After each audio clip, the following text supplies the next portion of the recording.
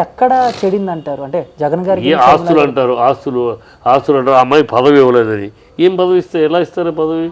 అంటే ఆయన పేరు మీద ఒక పక్క జగన్ పోరాడుతున్నాడు, ప్రజలు ఆదరణకు వచ్చారు, ఆదరించారు. నువ్వు ఏం చేసావు?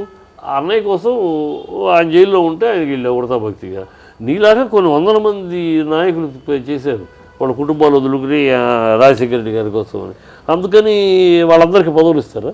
పదవులు ఇవ్వలేదు, నాకు ఉప ముఖ్యమంత్రి ఇవ్వలేదు, నేను అంత కష్టపడ్డాను నాకు ఇవ్వలేదు అంటే అంతకన్నా మూర్ఖత్వం మరొకటి లేదు. ఇవ్వలేదు కనుక నేను విడిపోతాను, నేను వేరే పార్టీ పెట్టుకో అన్నాడు నీ వాళ్ళ చేత. అది ఇక్కడ కుదరదు కనుక అక్కడ ఏడు పెట్టుకున్నావు, అక్కడ చీపమ్మంటే ఇప్పుడు ఇక్కడికి వచ్చావు. రేపు ఈ అమ్మాయి ఏ రకమైన ప్రజలు అసహించుకుంటారు. ఆడవాళ్ళు కూడా ఇదేం మనిషి మొగరాయుడు లాగా ఉంది, మొగాడికి ఆడవేషం వేసినట్టు తప్పితే ఇది మాటలు ఈ పిల్ల ఏ